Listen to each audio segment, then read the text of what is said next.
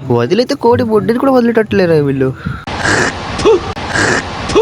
మేమేదో క్యాజువల్ కింద కూర్చుంటే అతను వెళ్ళేవాడైతే చిల్లర లేదో ముందుకెళ్ళి రండి అంటున్నాడు.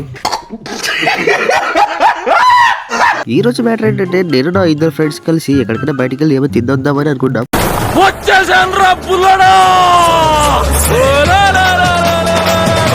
సో అన్ని సందేసుకుని మా ఊళ్ళో ఒక చిన్న వాటర్ ఫాల్స్ ఉందన్నమాట. అక్కడికి వెళ్తున్నాం. చాలా రోజులైంది ఆ వాటర్ ఫాల్స్ చూసి ఎలా ఉందో.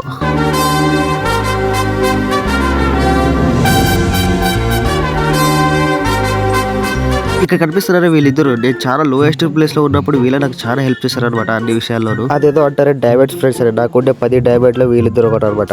ఇక్కడికి వచ్చి చూస్తే వాటర్ ఫాల్స్ కదా, వాటర్ కూడా లేదు అక్కడ. సరే సర్లే, ఎన్నెన్నో అనుకుంటాం, అన్ని జరుగుతాయి ఏమిటి. ఇంకా మేమైతే egg rice and chicken pakoda అయితే తెచ్చుకున్నాం. వాటైతే తినేసి ఇంకా మిగతావన్నీ కుక్కలకైతే పెట్టేసాం. సలీం అయితే తక్కువ తిన్నా, పొట్ట మాత్రం కరగట్లే భయ్యా.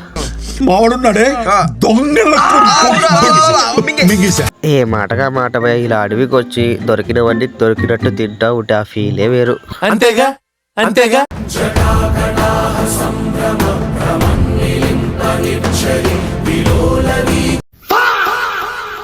ఇంకా అక్కడ చెట్టు కింద కూర్చొని కాసేపు మాట్లాడుకుని అయితే ఇక బయలుదేరుతున్నాం. ఇంకా రైనీ సీజన్ లో వస్తే ఇక్కడ మాత్రం వ్యూ అదిరిపోతుంది అనమాట. ఎక్కడ చూసే చెట్లు గ్రీనరీ ఉంటది.